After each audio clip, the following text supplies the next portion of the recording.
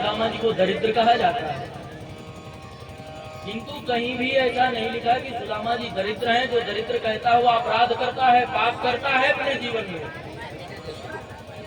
हमारे पास कल से कितने प्रस्ताव आए, बार बार जबरदस्ती किया जाता था हमारे साथ यहाँ पर भैया। क्यों? क्योंकि सुदामा जी की झांकी बनवा के नचवाओ। बोले कौन से सुदामा जी की? बोले वो सुदामा जी जिनका नाम नहीं ले रहे हैं श्रीदेव भगवान, वो सुदामा जी जो ब्रह्म वित्तमा है, जो प्रशांत आत्मा है, जो जितेंद्रिय है, उन सुदामा जी को हम नचवा दें? यह उचित है? आप लोग बताइए। आप लोग आनंद तो आएगा, नाचो गाओ भी हम नचवा दे तो आप लोगों को क्या पता, खूब आनंद आएगा, खूब नाचो गाओगे। लेकिन महाराज वह भगवान के भक्त हैं। जो अपराध भगत सो करही, राम रोष पावक महजरही। प्रभु जी ने जाकर के भगवान के वक्षस्थल पर सीधा लात मार दिया। भगवान ने कहा प्रभु मेरा यह वक्षस्थल बड़ा कठोर है, बड़े बड़े दैत्यों के अस्त्र शस्त्र टकरा करके टूट जाते हैं इस वक्षस्थल से, और आपको ब्राह्मण देवता है, आपके चरण बड़े कमजोर होंगे, चोट तो नहीं लग गई आपको। किंतु वही अम्बरीश जी का अपराध दुर्वासा जी ने कर दिया महाराज, तो दुर्वासा जी के पीछे सुदर्शन लगा दिया है, क्षमा नहीं किया भगवान ने। यदि हम भक्तों का अपराध करेंगे तो हमको क्षमा नहीं मिल सकती है, भगवान क्षमा नहीं करेंगे हमको। आजकल देखो हमारा टीवियों में, फोन में देखो तो सुदामा जी का ऐसा विचित्र स्वरूप बना देते हैं, फटी धोती पहना देंगे, बढ़िया चुटिया लटका देंगे, और वह चुटिया घुमा घुमा करके सबके सामने नाचेंगे, सब खूब हंसेंगे, और हाथ में कटोरा दे देंगे, भीख मांगेंगे सुदामा जी। महाराज जिधर समाज चल रहा है, आप लोग महाराज कुछ 100, 200, 500, 1000 खंड चढ़ा देंगे, उसके लिए हम भक्त का अपराध कर दें। महाराज सावधानी पूर्वक चलना चाहिए जीवन में। बोले सुदामा जी कैसे हैं? बोले विरक्त इंद्रियार्थेषु प्रशांत आत्मा जितेंद्रिय। महाराज सुदामा जी ने अपने जीवन में कभी भीख नहीं मांगी, कहीं नहीं लिखा कि सुदामा जी ने भीख मांगी है। बोले सुदामा जी ने भगवान को चने नहीं दिए थे। बोले एक बार दुर्वासा जी आए थे संदीपनी मुनि के आश्रम पे याचना के लिए, भिक्षा मांगने के लिए, किंतु महाराज चने रखे हुए थे, गुरु माता ने नहीं दिए थे। अब श्राप दे दिया था इनको, जो खाएगा दरिद्र हो जाएगा, वह धनहीन रहेगा जीवन भर, और वही चने उठा करके दे दिए थे गुरु माता ने। सुदामा जी ने महाराज मित्रता निभाई है कि मेरे गोविंद जो है इनको बहुत से कार्य करने हैं, इसलिए सुदामा जी ने उनको चने नहीं दी। द्वासुपर्णा नामक पुस्तक आती है महाराज, शायद पूर्व जमा द्वितीय में लगती है, लोगों की क्लास में चलती है। द्वासुपर्णा उस सुदामा जी की चित्र पर ही लिखी है। उसके हिसाब से यदि देखे महाराज तो सुदामा जी ब्रह्मवित्तमा है। बचपन से ही उनको ब्रह्म ज्ञान की इच्छा है कि मैं ब्रह्मज्ञानी बनूंगा, मुझको संसार से ज्यादा लेना देना नहीं। महाराज द्वासुपर्णा में ऐसा लिखा है कि पूतना ने कालकूट विष पिला दिया तो भगवान ने परम पद प्रदान कर दिया। यदि भगवान को कोई इतना देता है तो भगवान को इतना देते हैं। तो यदि मैंने कहीं भगवान को चने दे दिए तो भगवान मुझे धनवान बना देंगे, और महाराज धनवान तो भजन कर ही नहीं पाते, उनके बड़े प्रबंध होते हैं। तब हमारे गोविंद का भजन छूट जाएगा मुझसे, इसलिए भगवान को नहीं दिया सुदामा जी ने कुछ। और महाराज सुदामा जी ब्रह्मज्ञानी थे, शास्त्रार्थ हुआ, कितने हजारों विद्वानों को परास्त कर दिया। और महाराज उसी से प्रसन्न होकर के राजा ने अपनी पुत्री का विवाह सुशीला जी का भगवान इनके सुदामा जी के साथ में कर दिया, और बहुत सारा दहेज दिया था। हजारों हाथी घोड़े पन्ने पुखराज महाराज मड़िया जवाहरात कितने दिए थे, किंतु सुदामा जी ने उसको वापस दे दिया, नहीं लिया। यदि सुदामा जी को धन का लोभ होता तो दहेज न ले लेते, कितना सारा धन था उनके पास। किंतु महाराज कृष्णस्यासी शरणागच्छेत् ब्राह्मणो ब्रह्मवित्तमः। ऐसे जो ब्रह्मवित्तमा है, जो ब्रह्म को जानने वाले हमारे सुदामा जी महाराज। आप लोगों से प्रार्थना है सुदामा जी की दुर्दशा मत करो। आजकल महाराज नचवा देते हैं भगवान के स्वरूप को। सुदामा जी को बना दिया भक्त है महाराज, इनका नाम नहीं ले रहे हैं। आप स्वयं सोचो, जो भगवान है साक्षात तत्रा भगवत भगवान व्यास पुत्रो यदृच्छया लिखा है। भगवान ही व्यास पुत्र बनकर के प्रकट हुए हैं सुखदेव के रूप में। वो सुखदेव भगवान नाम नहीं ले रहे, कृष्ण श्यासी सका कच्चित, उनके विशेषणों से नाम बता रहे, नाम नहीं ले पा रहे। दो लोगों का नाम नहीं लेते हैं। पूरी भागवत जी में दो पात्र ऐसे हैं जिनका नाम नहीं विशेषणों से कहा गया। वधूरन्व तप्यता आदि नामों से पंचाध्याय में राधा जी का नाम लिया गया है, किंतु स्पष्ट राधा नाम नहीं कहा। क्यों? क्योंकि यदि एक बार सुखदेव जी राधा कह देते हैं तो उनकी अनंत वर्षों तक समाधि लग जाती है। और महाराज के सामने श्रोता बैठा हुआ है, 7 दिन का मेहमान है, और यदि राधा कह दिया तो समाधि में चले जाएंगे, उसकी अधोगति हो जाएगी महाराज। इसलिए राधा नाम नहीं लेते हैं और एक सुदामा नाम नहीं लेते। हम लोग इतनी भी पात्र नहीं है कि उनका नाम ले सके।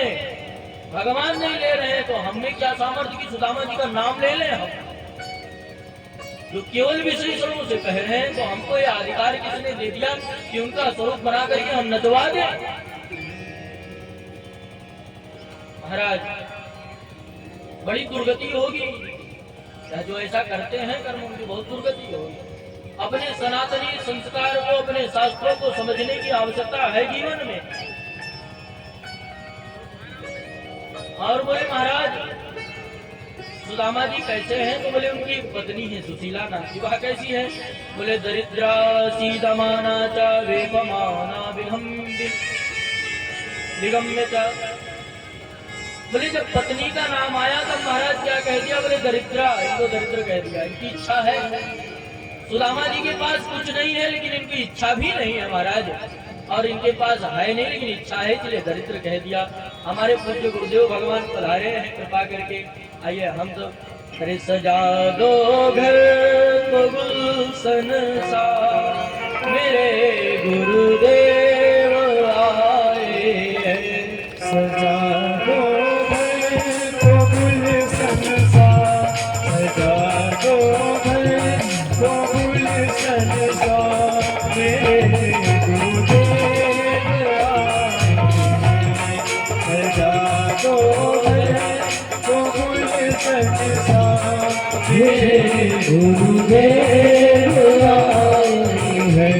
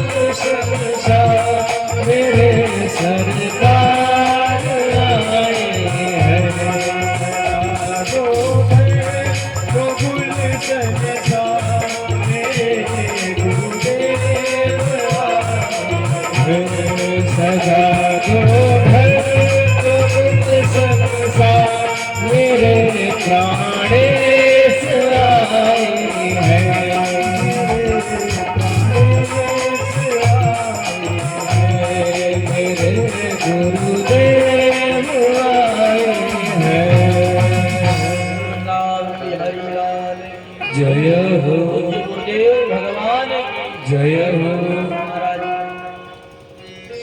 भगवान की अहेतुकी कृपा यह है कि त्रिवेणी के ही गोदी में, माँ त्रिवेणी की गोदी में ही भागवत की कथा चल रही है। तीर्थराज प्रयाग में और महाराज यह भागवती की भागीरथी प्रवाहित हो रही है, उसी के बीच में पूज्य गुरुदेव भगवान कृपा करके पधार गए। या हम सबका परम परम सौभाग्य हो गया हमारे भाग्योदय की। महाराज अपने भाग्योदय की सराहना करनी चाहिए कि ऐसे स्थान पर और ऐसी भागवती कथा में ऐसे संत पधारे महाराज। या तो कृपा ही भगवान की अहितुकी कृपा है महाराज। सुखदेव जी भगवान कहते हैं दरिद्रा सीधमाना चा वेपमाना विलम्ब था। बोले पति देवता की इतनी बढ़िया बढ़िया विशेषण दिए, किंतु जब पत्नी का आया तो उनको दरिद्रा कह दिया। बोले क्यों? महाराज एक भ्रांति चल गई है कि जिसके जीवन में धन नहीं है उसे लोग दरिद्र कहते हैं, किंतु दरिद्र वह नहीं है जिनके पास धन नहीं है। दरिद्र तो वह है कि हमारे पास धन है और चाहिए हमको, वह दरिद्र है। दरिद्र वह नहीं है कि जिसके पास कुछ नहीं, उसको दरिद्र थोड़ी ना कहते हैं महाराज। बोले कि इसको दरिद्र क्यों कह दिया सुशीला जी को? बोले इनके पास है तो कुछ नहीं, लेकिन इनके मन में इच्छा है कि हो जाए हमारे साथ, इसलिए इनको दरिद्रा कह दिया। छोटे छोटे बालक भूख से बिलखते हैं घर में और कहते हैं मैया मुझे भोजन दो, तो पता है मैया क्या कहती, आज एकादशी है, आज भोजन नहीं बनेगा हमारा। बालक कहते कितनी एकादशी आएंगी? महीने में 2 ही एकादशी आती है, लेकिन अपने घर में तो महीने भर एकादशी रहती है। एक संत भगवान आए भिक्षा के लिए। सुशीला जी ने कहा प्रभु मेरे घर में सूतक लग गया है। बोले किसका सूतक? बोले दरिद्रता का सूतक लग गया है, मेरे घर में कुछ है नहीं, क्या आप प्रदान करें? बोले आपके पास नहीं है? बोले आपके पति तो साक्षात भगवान के मित्र हैं, वह क्यों नहीं जाते हैं भगवान के पास? जैसे ही सुशीला जी को पता चला और सायंकाल जैसे ही आए हैं सुदामा जी, और जैसे सुदामा जी को महाराज जलपान दिया और पूछ दिया ननु ब्रह्मं भगवता सखा साक्षात् श्रियापतिः ब्रह्मण्यश्च शरण्यश्च भगवान सात्वतर्षभा। हे पति देवता कृपा करके बताइए कि क्या आपके सखा है कृष्ण भगवान? बोले हाँ सखा तो है, लेकिन आपने मुझसे महाराज सुदामा जी का ऐसा विशेषण जिसके साक्षात भगवान मित्र हैं, उन्होंने कभी अपनी पत्नी को भी नहीं बताया। और हम जैसे जीवों का महाराज गुरुदेव जैसे संतों के बगल में कहीं गलती से फोटो खिंच जाए तो सबको दिखाते घूमते हैं, देखो ऐसे ऐसे गुरुजी से गुरुजी हमको पुत्रवत प्रेम करते हैं। और महाराज ऐसी विशेषता सुदामा जी में की, जिनके भगवान मित्र हैं उन्होंने अपनी पत्नी तक से नहीं बताया कि मेरे भगवान मित्र हैं। महाराज साक्षात श्रीयापति, साक्षात श्रीपति हैं जो लक्ष्मी के पति हैं, और ब्राह्मण्यश्च शरण्यश्च, और ब्राह्मणों के तो परम भक्त हैं, वह तो ब्राह्मणों की भक्ति करते हैं, शरणागतों पर कृपा करते हैं। ऐसे भगवान जो हैं वह आपके मित्र हैं, आपने कभी बताया नहीं। सुशीला जी ने याचना की प्रभु आप जाइए उनसे मिलने एक बार। और महाराज जैसे ही सुशीला जी ने यह बात कही कि भगवान की वह दिव्य छटा महाराज बाल स्वरूप हमारे कन्हैया चटकीले मटकीले ठाकुर के हृदय में विराजमान हो गए। मुझे मन में भी अपने मित्र से मिलने की इच्छा उत्पन्न हो गई। और बोले कब जाना है देवी, आप ही बता दो। देवी जी ने कहा सुबह से शीघ्रम प्रभु ने की पूछ आपको कल ही निकल जाओ। प्रातः काल हुआ, सुदामा जी महाराज द्वारिका के लिए चले। बोले हमको जाना है, कुछ लेकर के तो जाए, मित्र के घर जाए तो कुछ खाली हाथ थोड़ी ना जाना चाहिए। बोले फिर क्या? बोले आप उसकी चिंता मत करो, मैं व्यवस्था करती हूँ। या चतुरो मुष्टि विप्रान् प्रजकटन्दुलान् तैलखण्डेन तान् बद्ध्वा भरते प्रादादुपाय। सुशीला जी गई, आज पहली बार मांगने गई है महाराज। बोले चतुरान में स्त्रिया चारों स्त्रियां चावल मांगी और एक प्रकार के पृथक तंडुलान अलग अलग खर्चे मांगा महाराज। अलग अलग दिखे क्यों?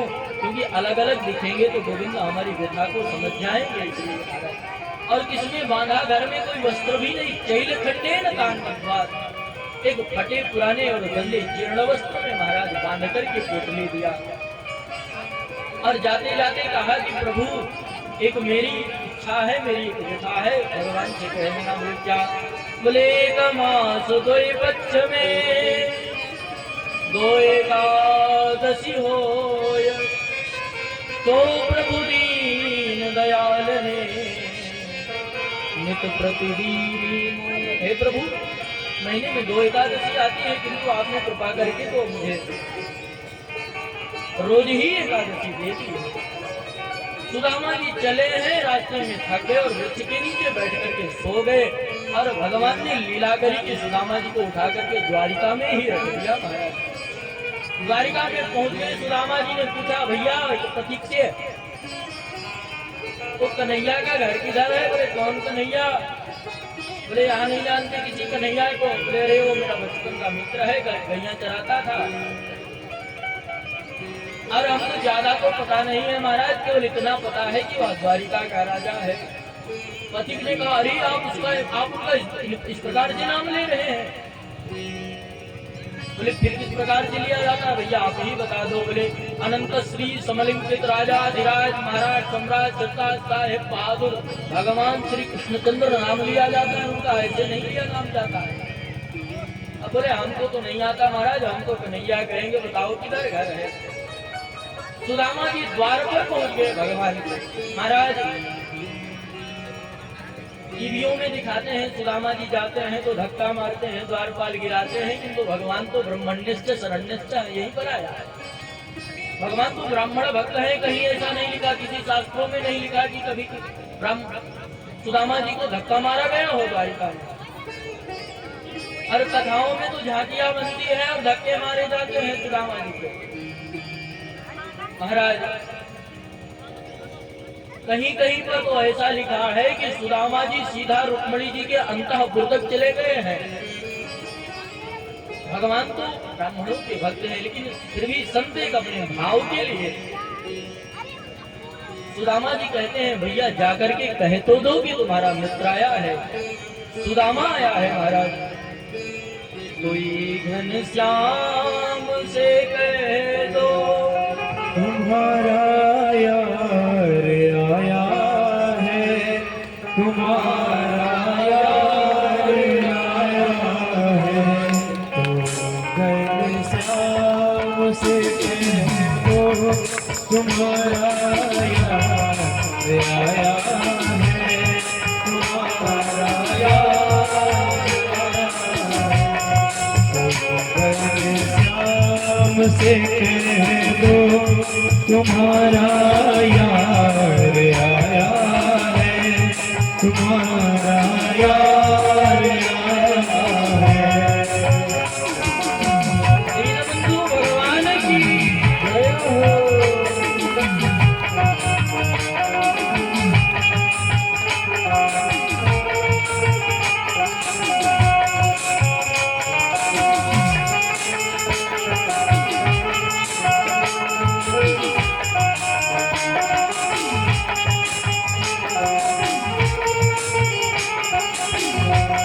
सुदामा नाम है मेरा, सखा घनश्याम है मेरा।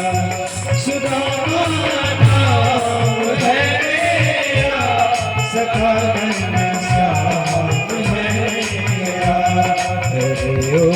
द्वारिका वासी सखा घनश्याम है मेरा, सखा घनश्याम है मेरा। द्वारिका वासी सखा घनश्याम है मेरा, सखा घनश्याम है मेरा।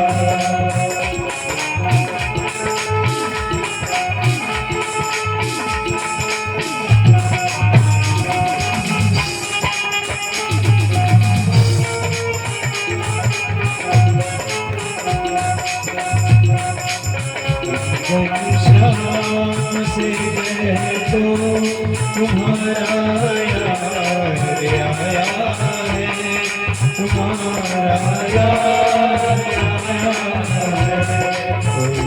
घनश्याम से तो तुम्हारा याद आया है, तुम्हारा याद आया है, तुम्हारा याद आया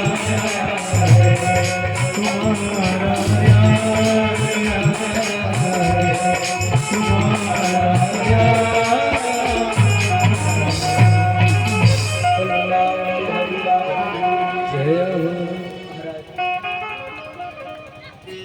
द्वारपाल से कहते हैं सुदामा जी हक भाव के लिए कहा जाता है। द्वारपाल गया भगवान के पास और भगवान को सूचना देता है। कैसी सूचना देता है?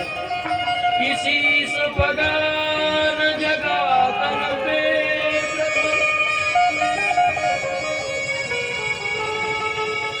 कोशिश पगाना जगतन पे प्रभु आयो बसमान पे गामा। पूछत दीन दयाल को नाम बतावत अपन नाम सुरामा। शीस पगाना जगतन पे प्रभु आने बसमान पे गामा। पूछत दीन दयाल को नाम बतावत अपन नाम सुदामा। पूछत दीन दयाल बतावत अपन नाम सुदामा। पूछत दीन दयाल को नाम बतावत अपन नाम सुदामा।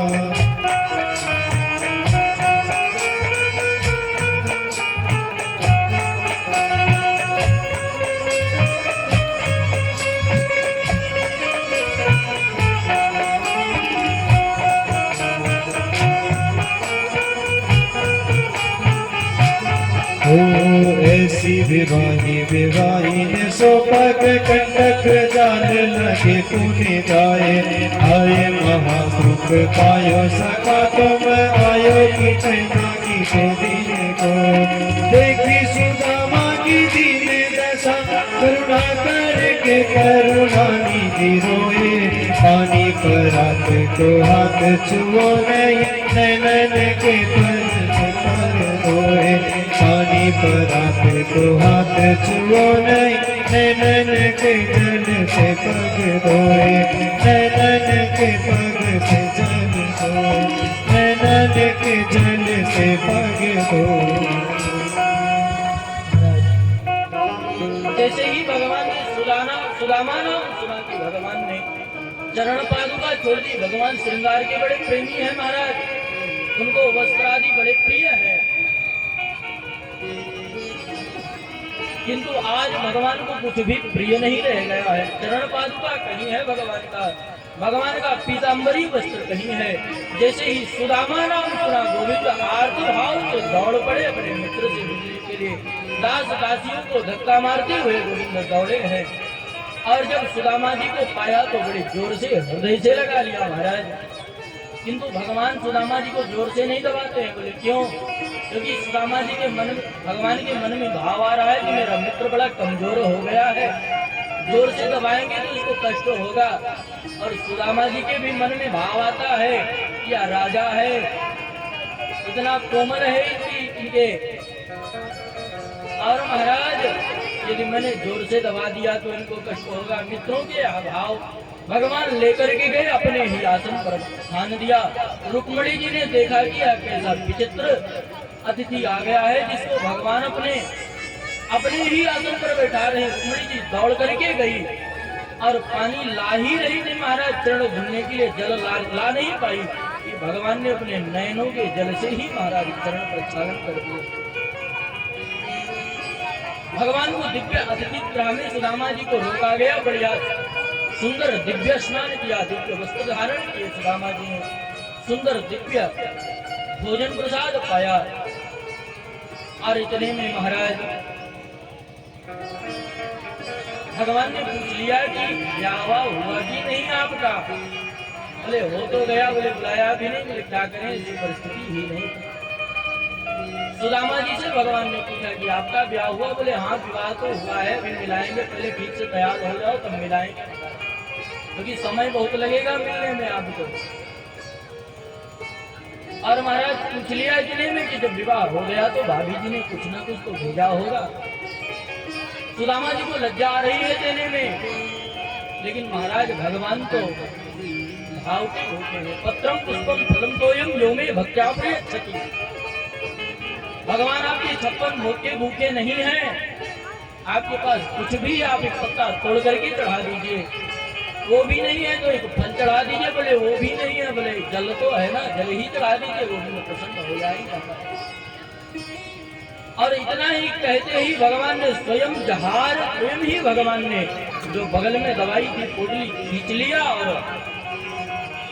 पाने लगे। इति मुष्टिम सकृत्यध्वा द्वितीयं जदुनाददे।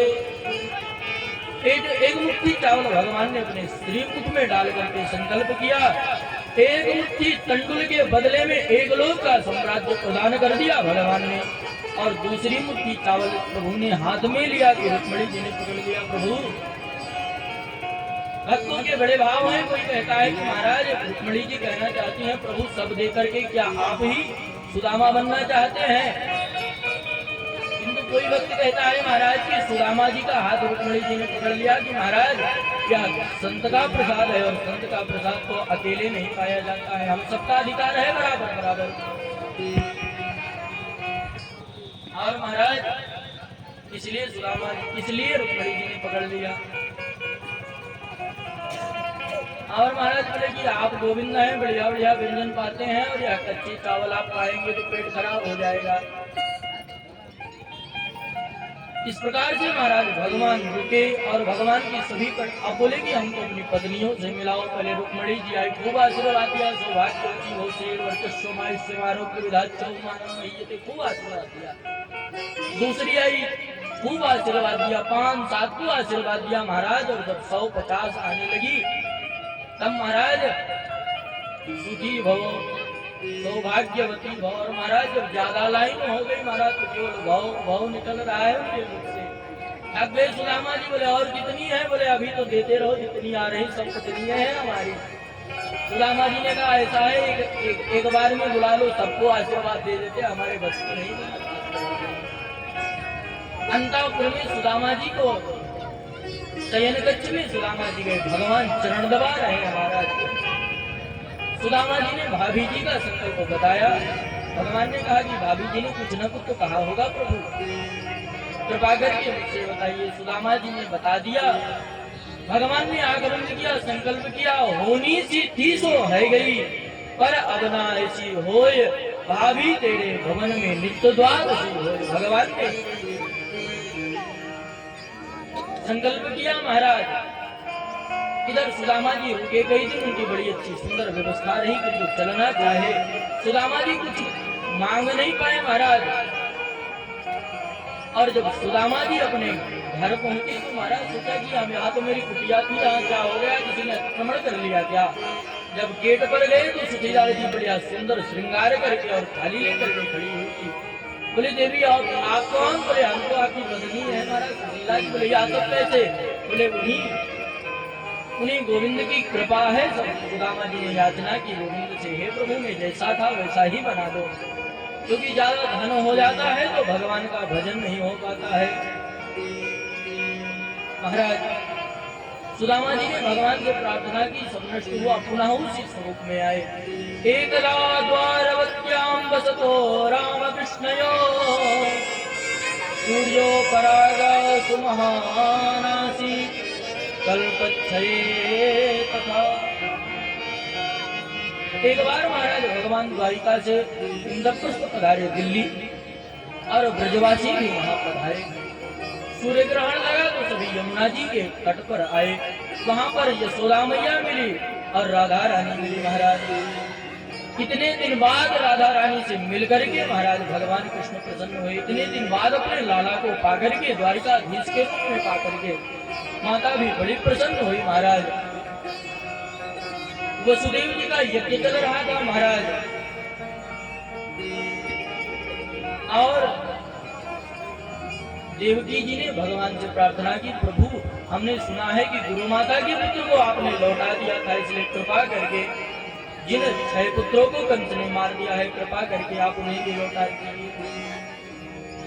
भगवान ने उन पुत्रों को ला करके माता देवकी को दिया और भगवान का उच्छिष्ट प्रसाद स्तनपान करके सब प्रसन्न हुए और स्वतः अपने अपने लोक को गए। वेदस्तुति की कथा है महाराज, भृगु जी द्वारा त्रिदेवों की परीक्षा है। एक बार परीक्षा किया गया कि सबसे बड़ा कौन है, बोले भृगु जी परीक्षा लेने के लिए गए। सबसे पहले ब्रह्मा जी के पास गए, तो ब्रह्मा जी के पास गए तो प्रणाम नहीं किया महाराज, बोलबे नहीं किया तो ब्रह्मा जी को क्रोध आ गया और भगा दिया। शिव जी के पास गए, शिव जी का वाणी से अपराध कर दिया, अरे तुम चिता की भस्म लगाने वाले, सांप बिच्छू का श्रृंगार करने वाले, उनको मैं प्रणाम करूंगा।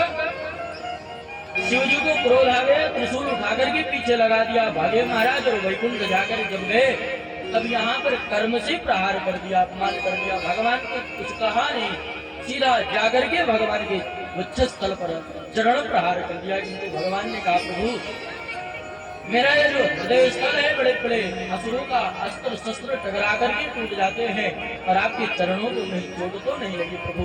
इसलिए सिद्ध हुआ कि नारायण ही महाराज सर्वोपरि है। महाराज अर्जुन जी को अहंकार हो गया। एक ब्राह्मण देवता थे जिनके पुत्र नहीं जीवित रहते थे और जन्म लेते ही मर जाते थे महाराज। भगवान के यहाँ आए, अर्जुन ने गांडीव उठा लिया और संकल्प कर दिया, महाराज ना हम शंकर सणो नाम न कृष्ण काश्रेव च अहं वा अर्जुनो नाम गांडीवं यस्य वैदम्। मैं शंकरसर नहीं हूँ, मैं कृष्ण नहीं हूँ जो रण छोड़ करके भाग जाऊंगा, मैं अर्जुन हूँ जिसका गांडीव धन है महाराज। अर्जुन जी ने प्रतिज्ञा की, बड़े प्रयास किए किंतु बचा नहीं पाए। भगवान ने कृपा की, बालकों को वापस लेकर के आए। यहाँ से हम दशम स्कंद को प्रणाम करते हैं, एकादश स्कंद में प्रवेश करते हैं। एकादश स्कंद मुक्ति लीला इसमें कही गई है, मुक्ति का आश्रय लिया गया है महाराज इसमें। एक बार यदुवंशियों के बालकों ने महाराज ब्राह्मणों का अपमान कर दिया। पेट में महाराज कपड़ा लत्ता भर करके ब्राह्मणों से पूछा कि क्या जन्म लेगा। ब्राह्मणों को क्रोध आ गया, बोले जाओ मूसल होगा और उसी से तुम्हारे वंश का नाश हो जाएगा महाराज। ऐसा ही हुआ, वारुणी मदिरा का पान करके सब आपस में लड़ करके और महाराज यदुवंशी नष्ट हो गए महाराज। भगवान इस प्रकार से यदुवंशियों को नष्ट करके और एक बहेलिया को महाराज माध्यम बना करके भगवान भी अपने स्वधाम को गमन कर गए।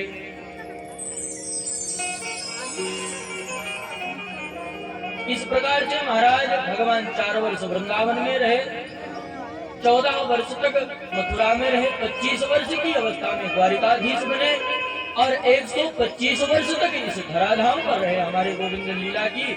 और 125 वर्ष के बाद भगवान अपने स्वधाम को गमन कर गए। दत्तात्रेय जी के 24 गुरुओं का वर्णन है। जनेषु बहिलमानेषु कामलोभदवाकिनां। पृथ्वी को गुरु बनाया है, अपना पृथ्वी सहनशीलता, कोई गड्ढा खोद रहा है हमारा, कोई मलत्याग कर रहा है और कोई बढ़िया श्रीयंत्र बना करके पूजन भी कर रहा है। तो पृथ्वी से सहनशीलता जी को वायु को गुरु बनाया। वायु को गुरु क्यों बनाया, बोले वायु है अपने वेग से चलती रहती है महाराज। कहीं पर बढ़िया फुलवारी मिल गई, अब दिव्य सुगंध मिल गई तो वहाँ रुकती नहीं है, और कहीं महाराज दुर्गंध मिल गई, नाला इत्यादि पड़ गए रास्ते में तो जल्दी भागती भी नहीं है। संतों को इसी प्रकार से रहना चाहिए कि कहीं जाए महाराज ज्यादा सुविधा होने लगे, ज्यादा सेवा मिल जाए तो ज्यादा रुक भी न जाए, और कहीं पर अपमान हो जाए, थोड़ा असुविधा रहे तो वहां पर भागना भी नहीं चाहिए। इस प्रकार से एक पिंगला नामक वैश्या को भी गुरु बनाए। इस प्रकार से 24 गुरु दत्तात्रेय जी के बताए गए हैं। एकादश स्कंद मुक्ति लीला है। 12 स्कंद में महाराज कलयुग का वर्णन बताया गया, आश्रय लीला बताई गई है। कलयुग के कलुषित प्राणी इस प्रकार के हो जाएंगे कि अब विवाह आदि महाराज तो नष्ट ही हो जाएंगे। जो जिसको पसंद कर लेगा उसी से विवाह कर लेगा। कुल गोत्र वंश परंपरा खानदान से कोई मतलब नहीं है महाराज। वर्ण संकरता व्याप्त हो जाएगी। और जब कलयुग महाराज अपनी चरम सीमा पर होगा तब जीव इतने छोटे हो जाएंगे कि चना तोड़ेंगे महाराज तो डंडे से तोड़ेंगे, लाठी डंडे से। अभी तो कलयुग प्रारंभ ही नहीं हुआ। कलयुग की 4,32,000 वर्ष आयु बताई गई है, जिसमें से 5,000 कुछ वर्ष बीत चुके हैं। अभी केवल कलयुग का प्रवेश ही हुआ। इतने नकली भगवान अभी से प्रकट हो गए महाराज। और अभी तो भगवान की कथाएं हो रही हैं। अभी तो आपको मलुकपीठ वाले महाराज जी, धीर समीर वाले महाराज जी और महापुरुष हमारे यहाँ श्री सच्चा बाबा जैसे महापरमात्मा और गुरुदेव भगवान जैसे संतों के दर्शन हो रहे हैं महाराज।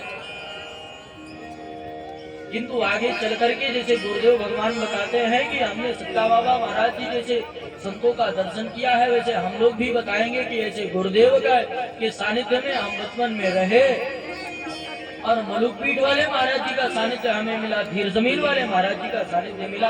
या हम लोगों का सौभाग्य ही है महाराज। कथाएं होना बंद हो जाएंगी, कोई कथाओं से मतलब नहीं रखेगा, केवल यही पाखंडी रह जाएंगे। रामपाल जी से मत चल पड़ेंगे महाराज। स्वामी नारायण जैसे पंत, ब्रह्मा कुमारी जैसे पंत, निरंकार जैसे पंत ही अनेकों प्रकट हो जाएंगे और लोग पाखंडियों के चक्कर में ही महाराज कोई भी वेद शास्त्री की विधि का मतलब नहीं रह जाएगा। अभी से प्रारंभ हो रहा है। गायत्री परिवार वाले पकड़ करके स्त्रियों को यज्ञों को भी धारण करवा दे रहे हैं महाराज। अभी से इतना पाखंड अपनी चरम सीमा पर पहुंच गया है महाराज। इसीलिए महाराज भागवत जी के प्रथम स्कंद में धीमहि शब्द आया कि स्त्री सूत्र तुझ बंधु नाम त्रिनः श्रुति गोचरः। जिनको वेद पढ़ने का अधिकार नहीं है वह भागवत जी के श्लोकार्धम श्लोक पदमवाय को श्लोक कंठस्थ कर ले, कहीं भी भागने की आवश्यकता नहीं है। उसका कल्याण एकदम सुनिश्चित है महाराज। इस प्रकार से महाराज कलयुग का वर्णन बताया और बताया कि जब कलयुग का अंतिम चरण आएगा तो भगवान का जन्म होगा। बोले किस रूप में होगा? बोले कल्की अवतार से होगा। संबलग्राम मुख्यस्य ब्राह्मणस्य महात्मनः भवने विष्णुयसः कल्की प्रादुर्भविष्यति। बोले उत्तर प्रदेश के मुरादाबाद के जिले में संभलक नाम की तहसील में विष्णुयस नामक ब्राह्मण के घर में भगवान का जन्म होगा। और भगवान का अब की बार श्री विग्रह श्वेत होगा, अश्वनी का वाहन होगा। इनके देह से दिव्य सुगंध होगी और दुष्टों असुरों का संहार करके धर्म की स्थापना करेंगे। और मरुदेवापति राजा जो कलाप ग्राम में तपस्या करते हैं, उन्हें प्रकट होकर के सूर्यवंश और चंद्रवंश की पुनः स्थापना करेंगे भगवान। महाराज भगवान आते रहते हैं, द्वापर आएगा, त्रेता आएगा, फिर चतुर्युगी चला करती है। अष्टादशतमे या 28वां कलयुग चल रहा है इस कल्प का। और महाराज भगवान ने कृपा करके व्यास ही भगवान के रूप में भगवान ही व्यास रूप में अवतरित होकर के वेदांत रूप सदा भागवत जी को उतारा। जिस समय भगवान ने अपनी लीला का स्मरण किया द्वापर की, उद्धव जी ने कहा प्रभु इन कलयुग के कलुषित प्राणियों का कल्याण किस प्रकार से होगा? क्यों? क्योंकि वीर्यम तेजो बलम चाल्पम मनुष्याणाम वेक्षता। इनके पास वीर रह जाएगा, न बल रह जाएगा, न तेज रह जाएगा, कुछ रह नहीं जाएगा महाराज। शास्त्र कहते हैं पढ़ते पढ़ते जीवन बीत जाएगा, तब यह शास्त्रों का आचरण कब करेंगे? इसीलिए भगवान ने त्रेता में लीला का स्मरण करके छिराणों को गए थे, अब की बार भागवतारणों में प्रवेश कर गए। मेने भगवत रूपम शास्त्रम भागवतम कलो। कलयुग के कलुषित प्राणियों का कल्याण करने के लिए गोविंद ही भागवत के रूप में अवतरित हो गए और बोले जीव का कल्याण कैसे होगा, सबसे उत्तम लाभ फल क्या है? बोले किस प्रकार से होगा? बोले वेद से। बोले वेद पढ़ने योग्य कोई बचपन नहीं करेगा तो वेद कहाँ से पढ़ेगा महाराज? बोले अंतिम श्लोक भागवत जी का, बोले नाम संकीर्तन ही एकमात्र साधन रह जाएगा, भगवान का नाम ही है। और कलयुग की विशेषता है यत् फलम नास्ति तपसा न योगेन न समाधिना तत्फलम लभते सम्यक कलौ केशव कीर्तना। अन्य युगों में महाराज जो अनंत काल तक तपस्या करके फल प्राप्त नहीं हो पाता था, अस्थियों पर वायुपान करके जो तपस्या करके पुण्य नहीं प्राप्त हो पाता था, वह कलयुग में केवल राम नाम, कृष्ण नाम, गोविंद नाम, गिरधर नाम कह देने से प्राप्त हो जाएगा महाराज। इसलिए महाराज सुलभम भगवन नाम जिह्वा चवचवर्तिनी तथा पुनर्कं यान्ति विनाशयमतः परम्। सुलभम भगवान नाम, भगवान का नाम सबके लिए सुलभ है, किसी को नियम नहीं हमारा कि आप जपो, आप ना जपो, आप ना जपो। वेद मंत्रों के नियम है, शुद्ध अवस्था से जपो, स्नान करके जपो, संध्या गायत्री करके पाठ करो महाराज, झूठे मुख ना जपो। लेकिन राम नाम ऐसा है महाराज, सांकेत्यम पारिहास्यम स्तोभम हेलन में हुआ, किसी भी प्रकार से आप सोते हुए जप कर सकते हैं, लेट कर जप कर सकते हैं, चलते हुए जप कर सकते हैं, कार्य करते हुए जप कर सकते हैं महाराज। आप जैसे रहो, जिस प्रकार से रहो, केवल भगवान के नाम का कीर्तन करो। अरे सीताराम सीताराम सीताराम कहिए, जाहि विधि राखे राम, जाहि विधि रहिए। सीताराम सीताराम सीताराम कहिए, जाहि विधि राखे राम, जाहि विधि रहिए। सीताराम सीताराम सीताराम कहिए, जाहि विधि राखे राम, जाहि विधि रहिए।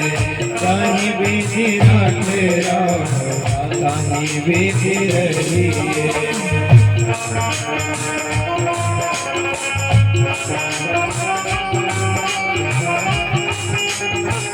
सीताराम भगवान की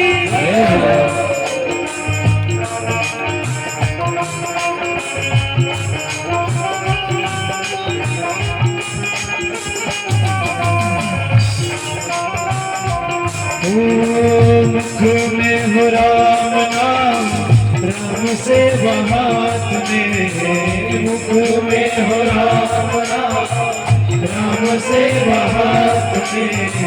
तू अकेला नहीं प्यारे, राम तेरे साथ में। तू अकेला नहीं प्यारे, राम तेरे साथ में। विधि का विधान जान, विधि का विधान जान, रानी नाम सहिए। जाहि विधि राखे राम, जाहि विधि रहिए। सीताराम सीताराम सीताराम कहिए, जाहि विधि राखे राम, जाहि विधि रहिए। जाहि विधि राखे राम, जाहि विधि रहिए। किया अभिमान तो फिर मान नहीं पाएगा, होगा प्यारे वही जो श्री राम जी को भाएगा। हरे आशा त्याग शुभ कर्म करते रहिए। जाहि विधि राखे राम, जाहि विधि रहिए। सीताराम सीताराम सीताराम कहिए, जाहि विधि राखे राम, जाहि विधि रहिए। जाहि विधि राखे राम, जाहि विधि रहिए। जाहि विधि राखे राम, जाहि विधि रहिए। जाहि विधि राखे राम, जाहि विधि रहिए। बोल वृंदावन बिहारी लाल। महाराज कलयुग में केवल और केवल भगवान का नाम ही एकमात्र साधन होगा। जो भगवान के नाम का जप करेगा उसे ही गोविंद प्राप्त होंगे। और महाराज भागवत जी के अंतिम श्लोक में भी यही कहा गया कि नाम संकीर्तन ही महाराज एक ऐसा मात्र साधन है जो जीव को परम पद तक पहुंचा सकता है। आइए हम सब भागवत जी के अंतिम श्लोक को साथ में बोलते हैं। यही तो भागवत जी को हम प्रणाम करते हैं। महाराज विगत 7 दिवसों से यह भागवत कथा जो निरंतर प्रवाहित हो रही थी, आज उसका विश्राम दिवस है। आज विश्राम करके हम लोग भी महाराज प्रस्थान करेंगे। जो गुरुदेव भगवान भी विश्राम दिवस में पधारे कृपा करके, आप लोगों के ऊपर कृपा होनी थी गुरुदेव की, इसलिए गुरुदेव भगवान भी आइए। आइए हम सब बोलते हैं नाम संकीर्तनम यस्य, नाम संकीर्तनम यस्य सर्व पाप प्रणाशनम, सर्व पाप प्रणाशनम, प्रणामो दुख समनस, प्रणामो दुख समनस, तम नमामि हरिं परम, तम नमामि हरिं परम। नाम नाम संकीर्तनम संकीर्तनम यस्य यस्य सर्व सर्व पाप पाप प्रणाशनम, प्रणाशनम, प्रणामो प्रणामो दुख दुख समनस, समनस, तम तम नमामि नमामि हरिं हरिं परम। परम। नाम संकीर्तनम यस्य नाम संकीर्तनम यस्य सर्व पाप प्रणाशनम, सर्व पाप प्रणाशनम, प्रणामो दुख समनस, प्रणामो दुख समनस, तम नमामि हरिं परम। तम नमामि हरिं परम। जिन भगवान के नामों का संकीर्तन सारे पापों को सर्वदा नष्ट कर देता है, उनके चरणों में हम सब समर्पण और सर्वदा के लिए समर्पण हो जाए। महाराज जिनके स्मरण से सभी दुखों को शांत कर देता है, उन परम तत्व श्री हरि को हम सब नमस्कार करते हैं। महाराज आज भागवत जी की कथा विश्राम हुई और महाराज पूज्य गुरुदेव भगवान कृपा करके पधारे। आइए हम सब गुरुदेव भगवान के मुख से निश्रित जो महाराज वचनामृत है, उनको हम महाराज अपने कर्णों से श्रवण करके अपने जीवन को धन्य कर सकते हैं। महाराज आइए पूज्य गुरुदेव भगवान से प्रार्थना। सीताराम राम राम।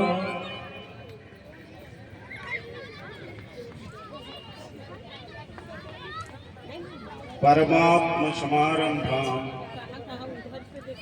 श्री सच्चा बाबा सुमध्यमा अस्मद गुरुवर पर्यंताम वंदे सच्चा परंपरा।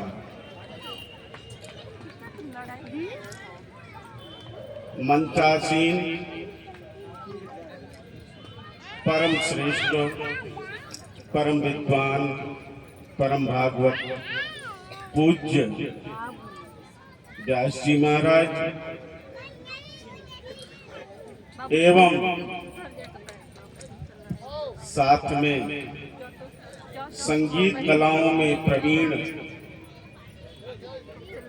भगवान नाम संकीर्तन में प्रवीण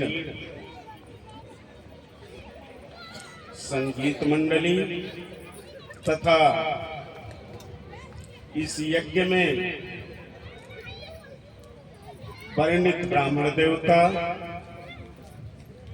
आयोजक मंडल,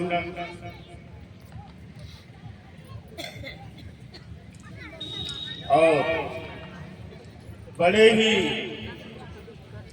भाव प्रेम श्रद्धा भक्ति में तन्मय होकर के भगवान नाम संकीर्तन में तन्मय होकर के आप सब अमृत रूपी रस का पान करने वाले माताओं एवं परमात्म स्वरूप सज्जनों, यह बड़ा ही सौभाग्य है कि आप सबके बीच में आप सबका दर्शन लाभ मैं प्राप्त कर रहा हूं, क्योंकि सभी में परमात्मा है, ईश्वर अंश जीव अविनाश, और सबको धन्यवाद करते हुए प्रणाम भी कर रहा हूं।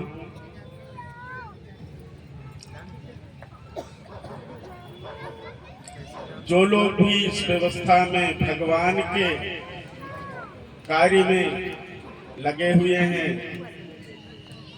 यदि भूल बसात किसी का नाम स्मरण न कर पा रहा हूं तो उनको भी मेरी तरफ से सबको प्रणाम है। भागवत की कथा, भगवान की कथा, हम सब भगवान की कथाओं को सुनकर, क्योंकि भैया जानिए, यह जो शरीर है, शरीर में कान किस लिए मिला है, जीवा किस लिए मिली हुई है, हाथ किस लिए मिला हुआ है, पैर किस लिए मिले हुए हैं, हमको ज्ञान होना चाहिए। कान किस लिए मिला हुआ है, भगवान की कृपा से, जो उनकी कृपा से मिला हुआ है उसकी कृपा का श्रवण करें, क्योंकि सब कुछ होते हुए जिस समय जिस क्षण वह अपनी कृपा का संवरण कर लेते हैं, खींच लेते हैं, उस समय हम असहाय की तरह हो जाते। कान होते हुए भी नहीं सुन पाते, हाथ होते हुए भी कार्य नहीं कर पाते, पैर होते हुए भी नहीं चल पाते। तो ऐसे दिव्य कथा, भगवान के चरित्र को सुनने के लिए जो कर्ण है, वह आप अपने कर्णों को सार्थक बना रहे हैं। राम नाम, कृष्ण नाम, गोविंद नाम संकीर्तन करके, क्योंकि आप जानते हैं सभी में चाहे जहां देखे वहां लिखा हुआ है। मानस में भी लिखा, क्या लिखा बाबा गोस्वामी जी ने, कलयुग केवल नाम यथारा, सुमिर सुमिर नर पुतन ही पारा।